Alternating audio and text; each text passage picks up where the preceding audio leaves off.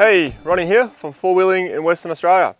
Welcome to Modified episode number 23, where we share with you vehicles that have been accessorised and modified for everyday use and forward driving. Introducing the owner to you, Hey, Daniel. mate. How you going, mate? Yeah, good yourself. Not too bad.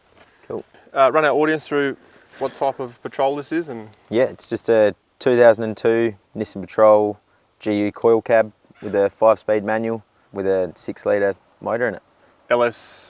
Yep, LS conversion, L98, yep. And your drive line on this? It's live axles and just a front locker, ARB air locker. Okay. Yeah, manual locking hubs in the front, and yeah, that's it. And what have you set the car up for? Is it like a touring or is it a play kind of in rig the or middle, bit of both. Bit of both? Yeah, Bit the of a canopy hybrid? comes off pretty easy, so when I'm doing sort of a bit more extreme stuff, I pull the canopy off, and if I'm going away, I'll put the canopy on. Well, let's go through all the bits of the car then. Yep. All right, Daniel, so bar work? Yeah, all the bar work's custom made by On-Track Fabrication. Yeah, it's all pretty strong, and it's had a fair bit of abuse over the years and held up to it. But yeah, it's just strong. It's got recovery points on it that you can snatch off, and Oh, so it's like made so you can actually come off the yeah, board. yeah, you can fully snatch off it. I've actually snatched off a factory Nissan bar before and pulled it off, so this one's Yeah. pretty good to be able to pull off. So Yep. yeah, Yeah, unless your bull bar is designed to actually snatch off, don't snatch off your bull bar. yeah, definitely. Winch? The winch is just a low mount winch. I've got a high mount motor on it, a 6 horsepower motor with a Dyneema rope on it. It's got an in-cab switch with an all-bright solenoid for controlling it in the cab. Excellent. And you got side rails and side steps? Yeah, so scrub bars and rock sliders. okay.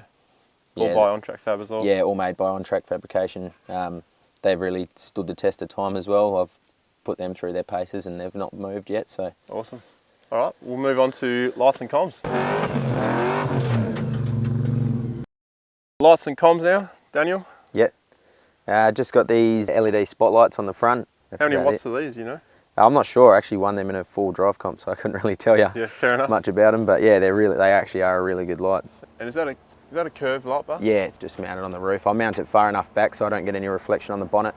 Otherwise, I think it takes away from the brightness of the lights. So you got a light bar on the back as well? Yeah, it's a bit of a hidden one, but it is pretty good for reversing at night. You sort of makes everything pretty bright. I've got a reverse camera here, which really helps assist that. So Is this hooked up to your reverse, so when you stick it in nah, reverse, it's not. It's separate switch? just a separate switch. Yeah, Yeah. Oh, excellent. yeah, And you got lights on the roof as well. yeah. Just work lights facing each side, just for when you're camping, give you a bit more light. So now onto comms. UHF? Yeah, it's just a standard 80-channel radio with a 6 dB aerial. Do yeah, good range? yeah, pretty good range. Yeah. Rightio folks, we're on the tyres and lift now. We'll start with your tyres, Daniel. Yeah, they're a 37-inch Hankook Dynapro, Is that a 15-inch rim? 17s. Yeah, 17-inch rim. Yeah, Must be the size of the tyre in a bead-lock that's throwing me off there. so they're pretty big. Yeah, bead locked, so I can't roll the tyres off the rim. And How do you find the tyres? How long have you had them? this is probably my 4th set of Hankook Dynapros. I swear by them. I've had them on a lot of cars, but yeah, I usually replace them well before they need to be replaced. I just like having fresh tyres, but I've never really seen a set right through, to be honest. I always sell them when they get to about 50% and just buy a new set. And your lift? The lift's a full Superior Engineering lift. It's got yeah, every single arm under there has been replaced to a heavy duty arm. It's got the hybrid Superflex arms. Pretty good setup. What shocks are you running? Pro Fender shocks. They're a 5-inch shock and I've got 4-inch coils, so a little bit longer travel, but they're pretty smooth. They got like a reserve tube Yeah, remote reservoir. Yeah, they do actually adjust for stiffness. massively. Yeah, like Yeah. if you put them on 8, it's just stiff as, and number 1 just has heaps of body roll. Like they do Okay. actually make a big difference. Yeah. So you'd actually adjust them if you're on the highway to 8? Yeah, I do adjust them all the time. And Yeah. then when you off-road, you go like... Yeah, I generally leave them at 6, but if I'm doing some corrugations, I'll turn them down a little bit, and it just makes the ride so much smoother. So Daniel's now going to give us a showdown on what's going on in here. Yeah. So here we are. It's a L98 out of a 2009 VESS. Holden Commodore. Yeah. Notice your alternators at a good height here. They relocate them to get them up out of the way of the chassis rail and keeps it out of the elements, which is real good. Yeah, That's if you're a great doing any idea. mud and stuff like that, it just keeps it out, keeps it nice and safe up there. So I know about that. yeah, and easy to replace. Custom airbox? Yeah, so it's a FATS airbox, 4-inch all the way through from the on-track fabrication snorkel. 3-inch snorkel? 4-inch snorkel, 4-inch yeah. snorkel? Oh, yeah, into 4-inch pipe. Twin batteries. Which one was your standard one? This is the standard battery over here, Okay. and that's the second battery.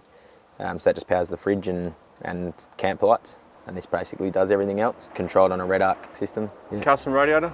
PWR radiator, yeah, it helps keep things cool, and it's just got some basically Commodore thermo fans on the back of it, controlled off the ECU. This thing on the front, I know you don't have an automatic transmission, so what is this extra cooler for? It's a power steering cooler, just a bit bigger than the standard one. Just helps keep everything cool with the big tyres. Turning, 37-inch tyres is a bit of a mission. So you recommend like 37-inch tyres to get a cooler? Yeah, or anything really. If you're wheeling pretty hard, you should definitely upgrade it. You don't want to be blowing a steering box or anything like that. Still got plenty of room in here. Yeah, it's pretty empty. The engine takes up bugger all of the space in there. Yeah, we were actually standing in here when we were doing the conversion. There's enough room, without the radiator and that. Yeah. Have you had the engine underwater? Yeah, the engine's been fully submerged a couple of times now, and it's everything's on Deutsch plugs and stuff from the LS factory, so it's pretty good. And you mentioned something about you did the conversion yourself. Yeah, I did the whole conversion myself in the shed. It's fairly straightforward, these conversions now, everything's off the shelf, so yeah, you don't need to be a guru to do it. So you're not an actual mechanic? Nah. It's pretty impressive. Right, Daniel. Yeah. Let's have a look what you got in here, eh? Yeah. So while we open this, just going to ask you about your awning. Yep. Is that a 2x2.5 by 2.5? 2.5 by 2.5, yeah. It's got Okay. a built-in LED in it. Yeah, it's not been on there long, but it's pretty good. Yeah. Yeah. And your fuel, just because I noticed on the other side when we're looking underneath. Yeah. Have you got extra tank or is It's just factory tanks. The Utes have got quite a lot of fuel anyway. It holds about 160 litres from factory, so Fair amount. plenty enough to get me around. That's heaps of fuel. Yeah, so it's not bad. What are you doing per 100? This thing averages about 17 litres to 100 k's. That's not too bad. Yeah, Considering 37-inch tyres. 37's petrol engine. Pretty heavy-footed most of the time I drive it as well. Awesome. So. Let's get into this. Yep. Start with fridge. Yep. Yeah, it's just a 38 litre Engel on a drop-down fridge slide. My missus is pretty short, so helps her get into it. Yep. That's enough space for how long when you go? It's not really enough space. Ideally, I'd like to have two of them. One I can run as a freezer and one as a fridge. One fridge, one Yeah. freezer. And just a space case just to keep everything out of the elements. It's just got my camping gear and that in it, just some cooker and a few bits and pieces in there. it's bolted down, stays on there Yeah, permanently? just stays there. Fuel and water? Just a bit of extra fuel and just a water jerry can, yeah. What do you normally throw in here? Just all your bags and soft stuff? Just Yeah, light I stuff? usually sleep in there. Oh, do you? Yeah, so I've got the self-inflating mattress and yeah, we got our lights and stuff in there and it's a pretty comfortable sleep. Stays dark in the mornings and that, so yeah, we just sleep in here. If it's hot, we've just got the fly screen mesh down. So just Oh, yeah, you got your fly screen here. yeah, both sides have got fly screen mesh on them. How do you find the seals on the dusty roads, the canvas? I haven't really had an issue with it. Of basically anything that I want to keep out of the dust, I'll chuck in the space case or behind the seats with this. It'd be pretty good to have a fully sealed canopy if you were doing a lot of corrugations, I guess, but Be a lot more weight then. yeah, a bit more weight, and this, it's real light. Like I said, I like to be able to pull it off on and off really easy, so I can put this on and off by myself. Oh, So, yeah, because the whole frame just comes off. Yeah. Daniel's now going to show us what he's got in the cab. Yeah. And Daniel, we'll start with scan gauge 2. It tells me if there's any engine faults. We can reset them and stuff on the go as well. And I actually use it for monitoring coolant temps and stuff like that as well. What temperature do you run, like water temperature? Basically just sits at around 95. Yeah, the fans actually don't come on until 98 degrees from factory. UHF here? That's just the 80 channel UHF. Is the switches, oh, you got switches on the handset? Yeah, it's actually a Bluetooth one as well, so I've got the headset and stuff at home. If I'm out of the car, I can talk to friends and stuff like that as well while I'm out of the car, which is pretty handy. Compressor switch, front locker? Yep. And rear locker switch? Yeah, it's only got a front locker at the moment. The rear locker failed on me, so just to get it back going, I had to just put an LSD in there at the moment. Your air compressor wasn't in the hood, wasn't in the back? Yeah, it's actually under that seat where you are. So Oh, yeah. It's a dual ARB air compressor. That's what runs the lockers, and I can also... Oh, you fill up from here too? Yeah, that's where I plug my fitting into. Gauges, what are you running? I used to have boost and EGT for the TD, but I don't need that anymore, so I've just got coolant temp. Yeah, I wouldn't mind getting oil pressure and oil temperature. Would probably be the only things I'll need for this. So Q&A? Yep. Cool. It's 5 o'clock somewhere. Yeah. I won't tell you what time it is here though. Yeah. That's the afternoon sun, right? Yeah, I think, Yeah. no, maybe not.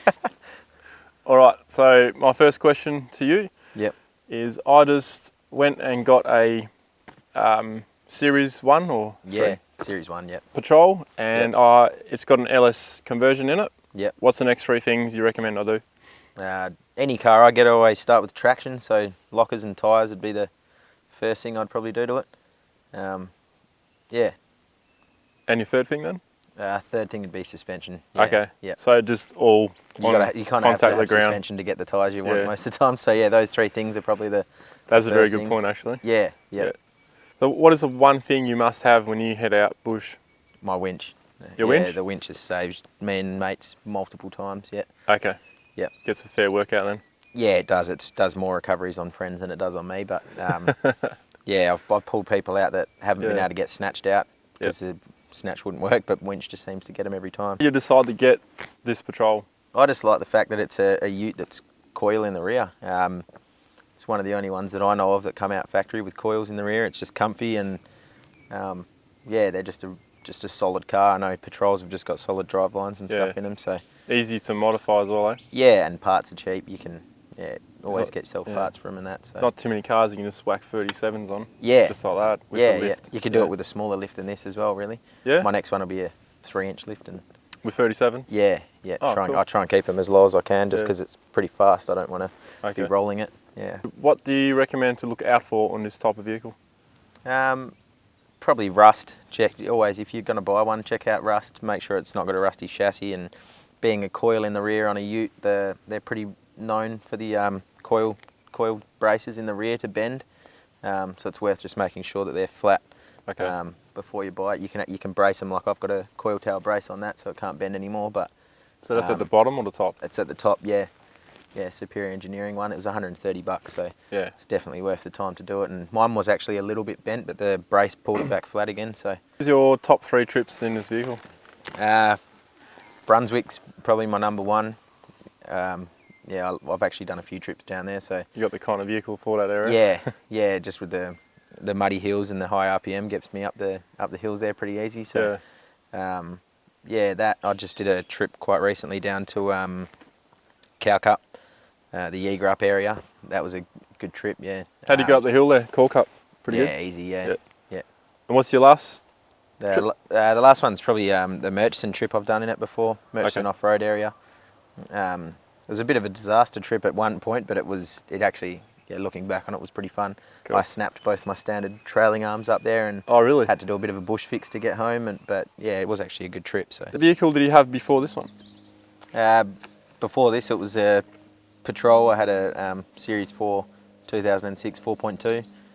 It's a pretty expensive car, so I didn't get to drive it the way I wanted to without worrying about scratching it and that. That's why I went and bought a Ute, so I can sort of Justify. use it a bit more, without worrying about scratching and stuff. And I've actually done less damage to the cheaper car than I did the more expensive car. But Oh, really? yeah, there's less panels and stuff. The other one was a wagon, so Oh, yeah, fair enough. yeah. Thanks for having it on here. Yeah, no dramas, mate. Cool. Cool as. And if you want to know more about this Patrol, there is a dedicated webpage to it, and you can get to that link up here or in the description below. Tell us what you think, and thank you very much for watching. You can subscribe right here. See you in another video.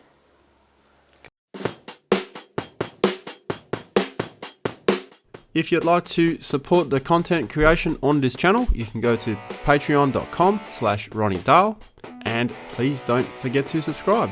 Cheers. See ya.